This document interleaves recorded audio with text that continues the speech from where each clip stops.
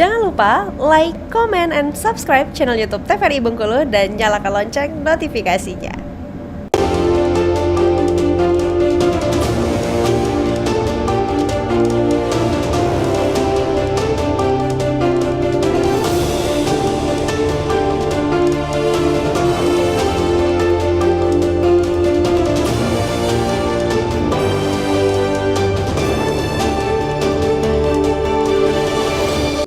Ya pemirsa, Anda masih bersama kami tentunya masih di Berendo. Kita kembali nih membahas putar dengan pemberitaan di tahun 2024 khususnya untuk Provinsi Bengkulu. Kita kembali ke Mas Iyut tadi ya, sempat terpotong ini pandangan dari AMSI Bengkulu bahwasannya ketika kita melihat media ini membentuk isu atau justru masyarakat yang menentukan isu pada akhirnya media yang mengangkat isu itu. Gimana Mas Iyut?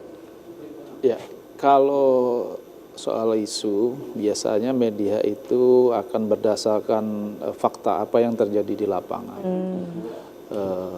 Tentang peristiwa ya, tentu kan, jadi ketika ada peristiwa menarik, nah di situ yang sesuatu yang menarik juga untuk diberitakan oleh jurnalis. Kalau memang jadi peristiwa lihat juga isunya ya, kadang media juga membuat isu, cuman bukan berarti harus membuat sebuah peristiwa. Misalkan kan tidak mungkin misalkan media tadi ingin memberitakan kriminal harus berbuat kriminal dulu, kan tidak mungkin. Tetapi bisa aja mengangkat isu-isu tertentu, karena di media itu dikenal ada teori agenda setting. Ya, mengangkat sesuatu yang menurut itu bisa apakah terkait ekonomi, politik dan lain sebagainya. Tetapi yang banyak sekarang memang tadi seperti disampaikan Pak Yuyarti bahwa ada pergeseran sekarang karena media ini pesaingnya sekarang bukan antar media tetapi dengan media sosial. Betul. Nah, sehingga ketika ada tren atau trending yang berita yang trending di media sosial itu biasanya itu juga akan menjadi garapan oleh media gitu ya. Karena tentu itu sesuatu isu yang sangat katakanlah menarik untuk diangkat gitu ya. Jadi menjadi sangat salah juga ketika itu trending di media sosial sementara media mainstream itu tidak ngangkat. Hanya saja mungkin mengambil porsi yang berbeda. Biasanya media itu lebih akan melengkapi gitu, melengkapi isu-isu apa yang kurang di media sosial sehingga masyarakat menjadi lebih mendapatkan informasi yang detail dengan sumber yang jelas. Biasanya kan kalau di media sosial itu baru separuh atau sepotong-potong gitu. Nah, ini tugas teman-teman jurnalis untuk melengkapi dan kemudian juga untuk istilahnya mengklirkan. Jadi masyarakat tidak bingung terhadap isu tersebut itu. Iya, kalau informasi yang memang berulang dari tahun 2023 sebelumnya dengan 2024 ini selain dengan isu bencana, apakah ada isu lain lagi yang memang berulang dari tahun-tahun sebelumnya nih, Mas Iyut? Ya, isu berulang tadi seperti saya beritakan ya, selain bencana, tapi juga ada isu soal hukum juga yang terjadi akhir-akhir ini ya. OTT KPK yang juga itu menghebohkan tidak hanya di Bengkulu tapi juga di Indonesia dan itu mengulang 5 tahun yang lalu gitu. Selain itu juga ada penegakan hukum korupsi misalkan di Kepayang dan juga di Bengkulu Tengah. Itu sesuatu berita yang sedang hot lah di akhir 2004 ini. Selain politik tadi ya, politik. Nah, kalau politik itu kan juga berulang 5 tahunan. Nah, bencana karena memang iklim beberapa daerah itu misalkan banjir, longsor itu yang memang tidak tertangani dengan baik. Terus KDRT dan lain sebagainya itu sering terjadi di Bengkulu dan itu terus-terus menjadi pemberitaan yang tinggi istilahnya ratingnya dan jumlahnya ya, kejadian di Bengkulu itu sangat tinggi dibanding daerah-daerah lain. Itu. Oh, iya. Justru karena dia banyak terjadi itu yang menarik ya, justru yang mengangkat gitu isu itu gitu ya. Ya, karena apa ya, ada faktanya memang terjadi gitu ya, sehingga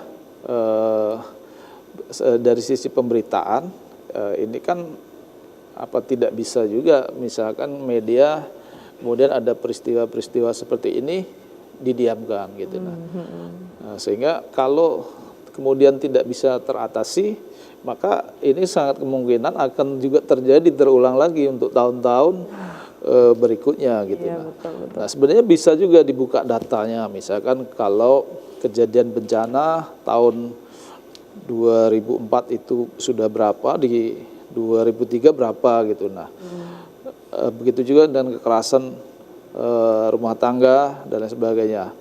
Kalau lihat trennya itu selalu hampir sama gitu. Nah, jadi otomatis itulah juga menjadi bahan pemberitaan dari teman-teman jurnalis. Iya, gitu. baik. Kita beralih ke Pak Ilardi nih Pak. Melihat tadi ada isu berulang OTT ya, yang memang menjadi pemberitaan skala nasional juga. Seperti apa mungkin amatan dari media di Bengkulu sendiri, Pak? Sebenarnya yang berulang itu banyak. Betul.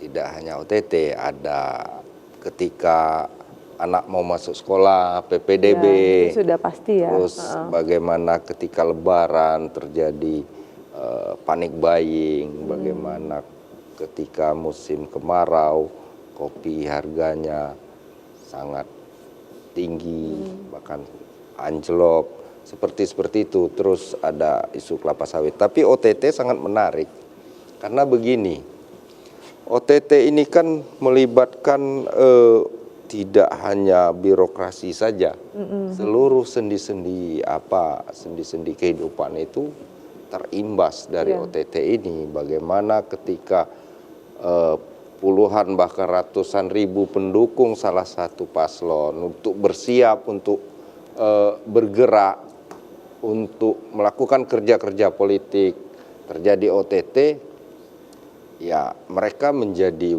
khawatir. Imbasnya ke sana. Ada juga lawan politik juga yang seolah-olah dituduh bahwa ini ada dalangnya begini.